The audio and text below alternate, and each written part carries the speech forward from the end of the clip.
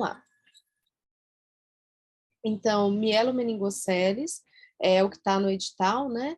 Mas é interessante a gente falar um pouquinho sobre os defeitos do fechamento do tubo neural, que é um conjunto de doenças, né? Entre elas, a mielo, tá? Então, o que que acontece aqui?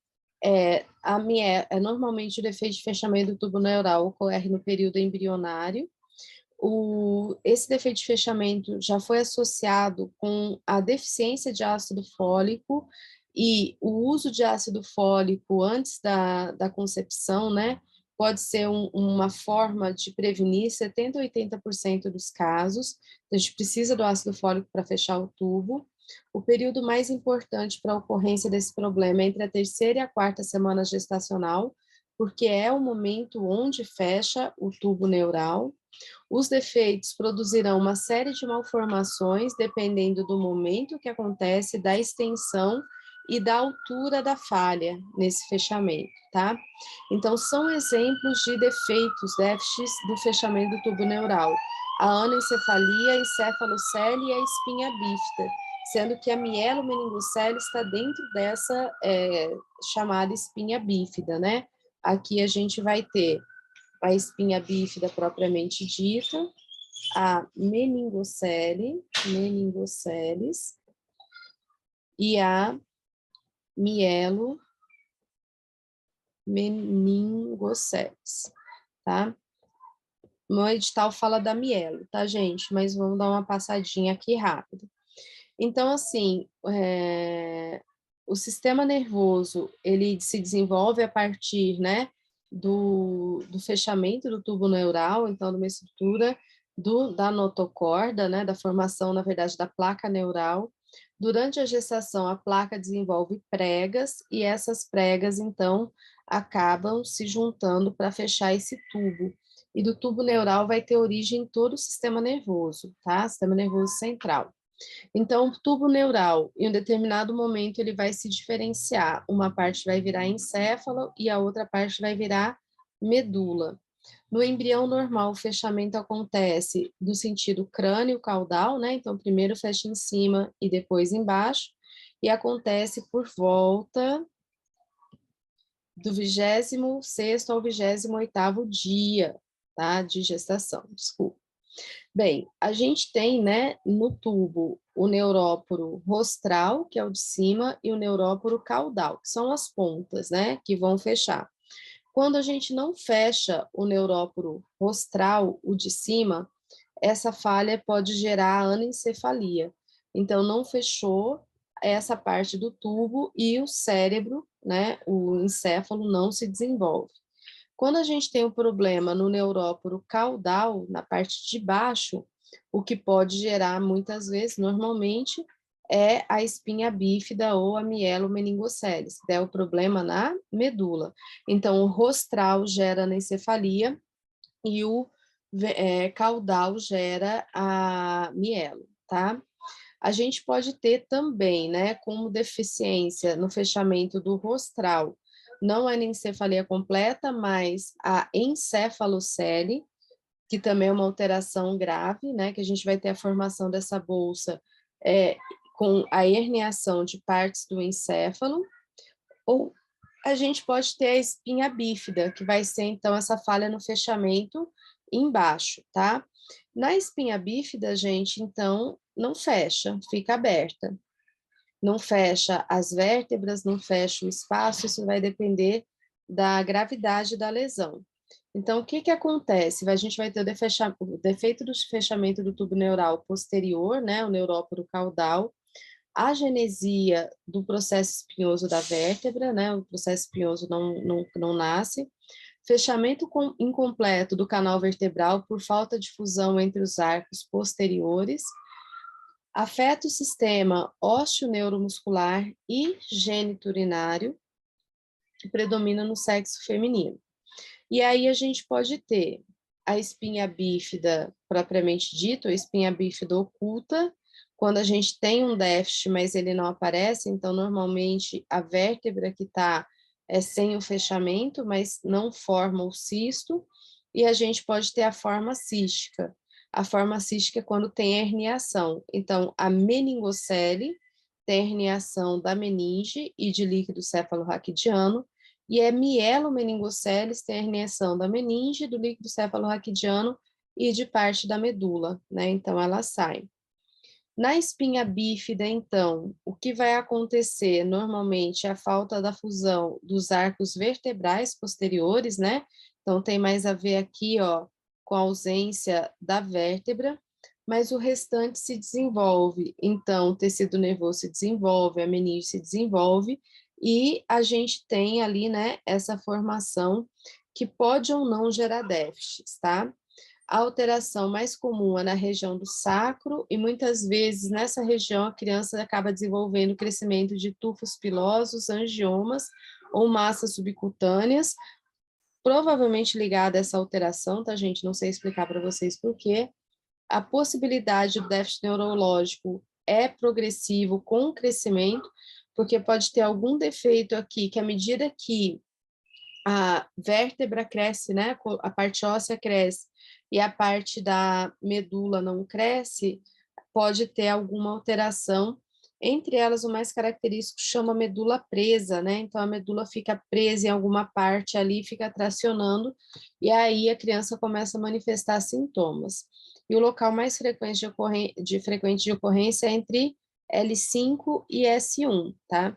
Eu já tive uma criança já atendi uma criança espinha bífida oculta que ela tinha atraso na aquisição de marcha. Tinha acompanhamento médico para verificar o crescimento da vértebra e da medula, não tinha medula presa, isso é bom, né? Porque quando tem, muitas vezes tem que fazer cirurgia. E ela adquiriu marcha, tinha atraso, adquiriu, teve alta e está muito bem. Felizmente, foi um caso leve. Os outros casos, então, a gente pode ter a meningocele, né, onde a gente pode encontrar também os tufos de pelo, pequena formação angiomatosa, tem a herniação na meningocele, e o saco é revestido externamente pela pele ou pelas membranas, a condução normal do impulso nervoso, tá? Teoricamente, a medula aqui dentro, ela está preservada, às vezes não completamente preservada. Pode-se observar sinais de displasia da medula, então um crescimento inadequado e sinal neurológico. A aderência da medula também, a medula presa pode acontecer e provocar déficit neurológico.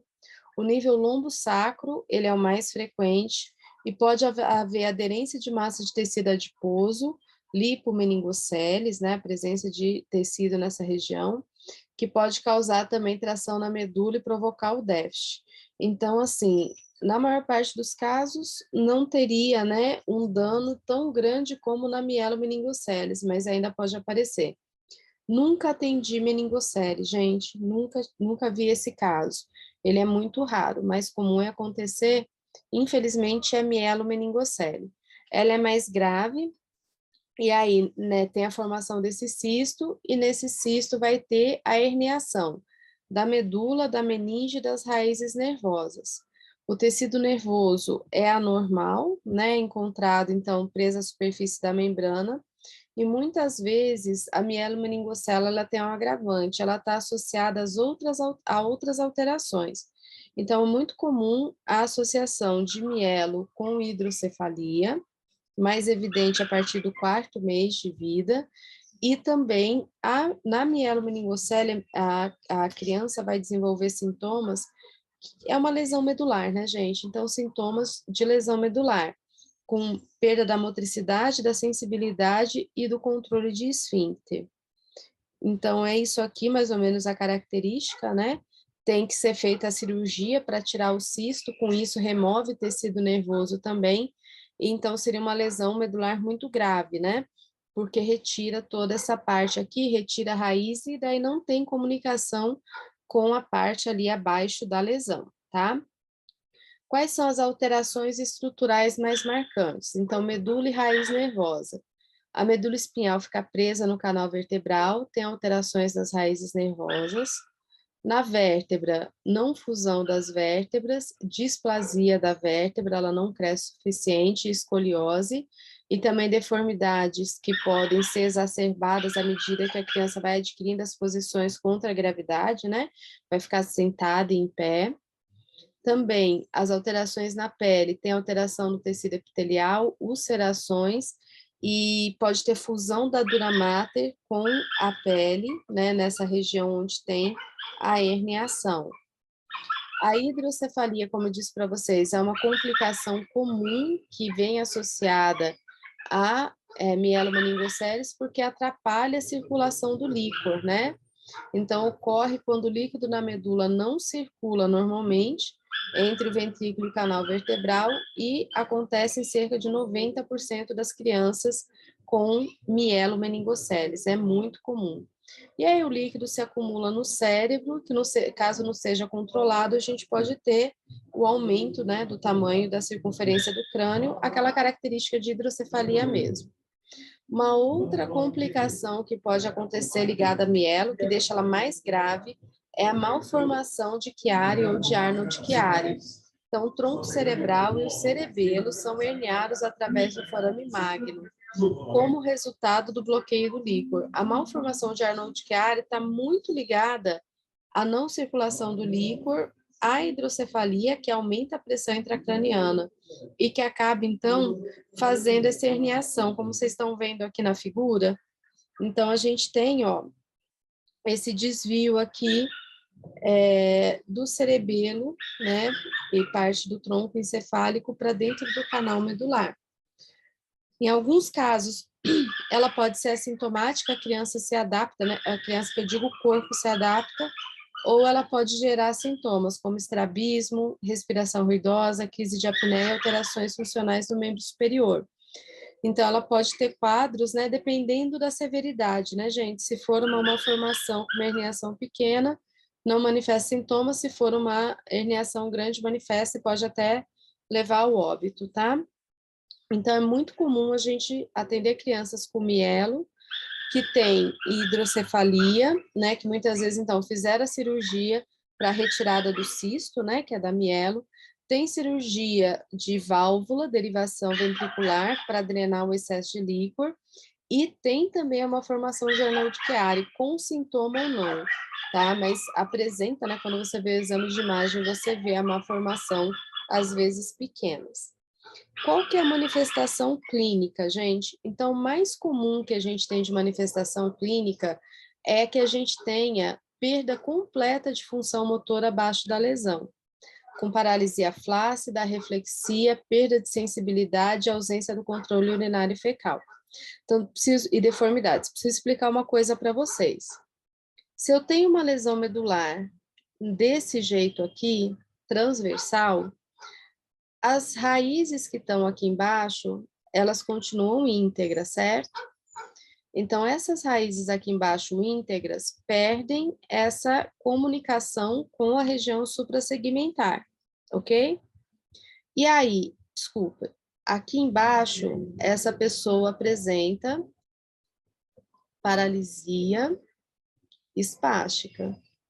Por quê? Porque as raízes estão íntegras, elas chegam até o músculo, mas elas não têm controle.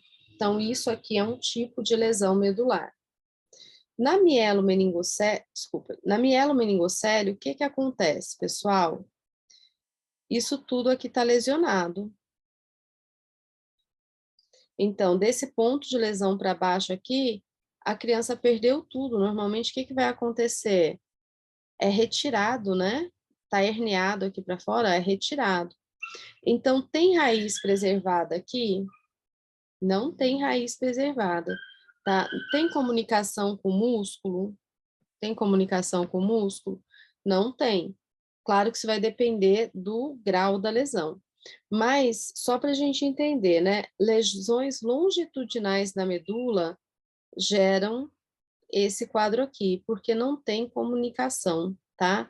Então, por isso que na mielomeningoceles, o mais característico é que a gente tem essa lesão longitudinal, porque afinal, todo esse tecido aqui, ó, ele vai ser perdido, né? Não vai ter mais essa relação com as raízes, e por conta disso apresenta paralisia flácida. Então, a gente tem que ter ideia, né, direitinho do que acontece. Raramente eu posso ter uma lesão parcial e ter espasticidade, mas o mais comum é isso, tá? Bem, características importantes que podem aparecer na prova. Então, a gente pode ter a chamada paralisia alta, com acometimento dos segmentos torácicos e lombares altos, né? L1, L2, T12 também entraria aqui. A paralisia média, com segmento lombar médio, L3, o mais comprometido. E a paralisia baixa, com segmento lombar baixo, L4, L5 ou sacral acometido. Quanto mais baixo o nível da lesão, melhor o prognóstico, assim como na lesão medular, tá? Bem, dependendo da última raiz funcional, qual que é o prognóstico? Então, se a última raiz funcional for L3, a criança permanece em pé. Se for L4, ela pode deambular.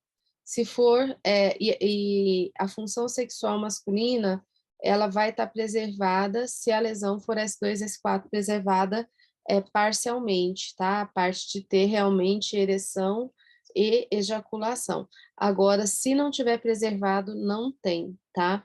Sempre lembrar, gente, quanto mais baixo o nível, melhor o prognóstico.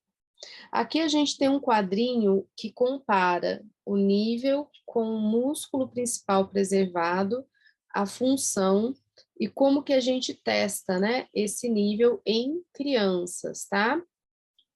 Então, nível L1 a L3, músculo preservado, pessoas, a função é flexão do quadril, e a gente pode pedir para a pessoa levantar o joelho na posição sentada. Então, do jeito que você está sentado, levanta o pé do chão, tá? L2, L4, o músculo é o quadríceps, a função é a extensão do joelho, e a gente pode pedir para chutar uma bola, para verificar se o quadríceps está funcional. L4, L5, músculo tibial anterior, flexão dorsal do pé, andar nos calcanhares, se a criança anda, ou pedir para fazer dorsiflexão.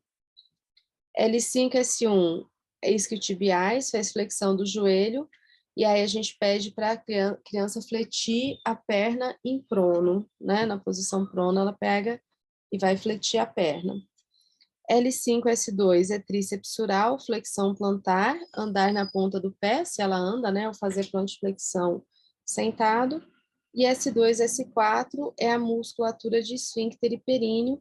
Tem que verificar, né? Normalmente o médico se tem contração dos esfíncteres da bexiga e do reto, se a gente pergunta se consegue prender a urina, segurar se tem controle vesical ou não. E aqui a gente tem um prognóstico de locomoção, tá? Dependendo do nível da lesão. A gente deu uma ideia ali atrás, né? Mas aqui fica mais característico. Então, isso aqui acho que é um dos pontos mais importantes, tá? Para prestar atenção e depois para poder, né, frisar. Então, na lesão sacral, a criança vai ter um pequeno grau de fraqueza muscular, vai andar sem aparelho, mas pode necessitar de uma órtese de tornozelo-pé, uma OTP, uma AFO. Na lombar baixa, a criança com quadríceps forte, né, se a gente pensar nessa realidade, e paralisia no pé, vai necessitar de AFO, e algumas também vão precisar de bengala ou muleta. Na lombar alta, a criança com psoas andará com apoio, mesmo com quadríceps fraco ou ausente, mas vai necessitar de uma órtese longa e serão dependentes de cadeira de rodas na adolescência. E a criança com lesão torácica, ela não vai ter nenhum movimento de membro inferior, pode ser colocada em pé com suporte apropriado, tipo um parapódio, mas será totalmente dependente de cadeira de rodas. Então, esse é o prognóstico que a gente tem de marcha, acho que é interessante, né?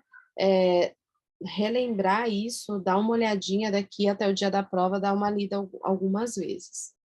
Eu trouxe aqui também, pessoal, a classificação funcional da marcha modificada, né?